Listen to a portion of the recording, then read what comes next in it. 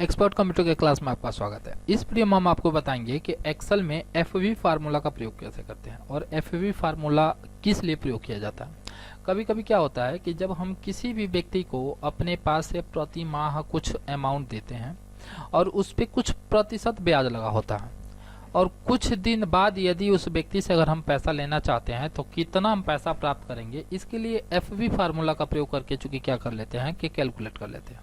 जैसे हमारे सामने यहाँ पे दे रहा है कि हम आरडी यानी प्रत्येक माह, आरडी का मतलब होता है रिकरिंग डिपॉजिट यानी आवर्ती जमा, किसी भी व्यक्ति को हम प्रत्येक माह 1000 रुपये हम दे रहे हैं, यानी प्रत्येक माह हम 1000 दे रहे हैं, जिसपे हमारा ब्याज दर लगा है 12.99%। यानी ये ब्याज दर वार्षिकली भी हो सकता है और मंथली भी हो सकता है। यहाँ पे हम ब्याज दर चूंकि क्या लिए हैं कि वार्षिकली लिए हैं, तो वार्षिक से मंथली में बदलने के लिए 12 से हमें भाग देना पड़ेगा।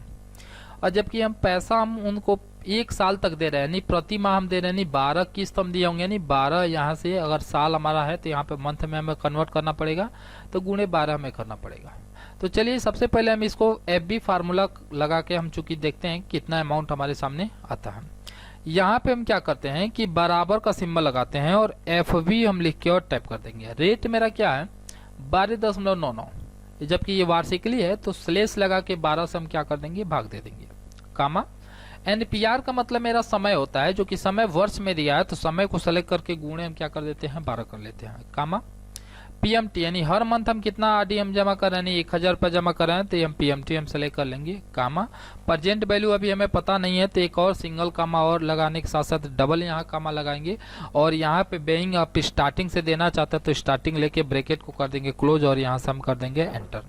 हमारे सामने यहाँ से वैल्यू इनका निकल जाएगा। वैल्यू निकलने के बाद हम यहाँ से देख लेते हैं कि प्रत्येक माह अगर किसी व्यक्ति को अगर 1000 रुपये अगर हम दे रहे हैं और 1 साल तक अगर देंगे, तो हमारे सामने चूंकि क्या होगा कि 12000 रुपये तो मेरा मूलधन हो जाएगा, बट यहाँ पे 12800 कुछ रुपये हमारे सामने मिल रहा है।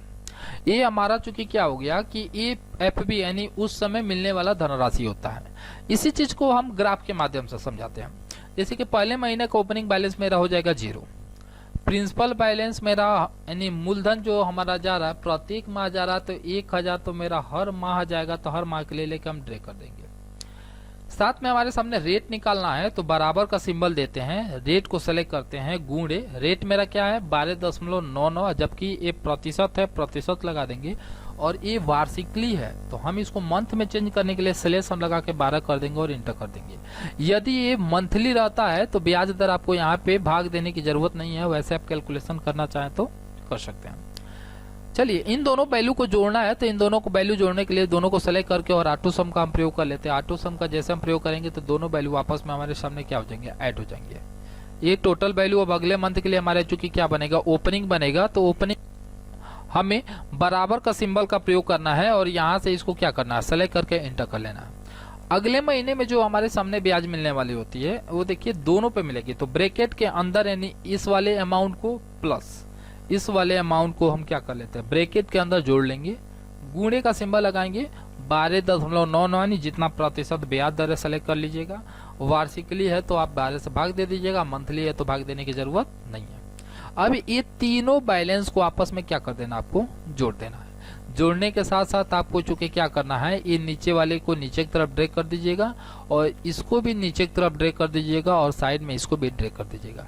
जो अमाउंट हमारे सामने यहाँ पे आना चाहिए वही अमाउंट हमारे सामने यहाँ भी आना चाहिए। अगर इस बैलेंस को अगर राउंड फिगर हम करते हैं तो ये 79 को 80 पैसे में क्या कर देगा, ये कन्वर्ट कर देगा। तो अगर हम चार्ट का प्रयोग करते हैं और फार्मूले का प्रयोग करते हैं तो दोनों में हमारे सामने समान वैल्यू आएगा। आप लोग भी इसको प्रयोग कीजिए।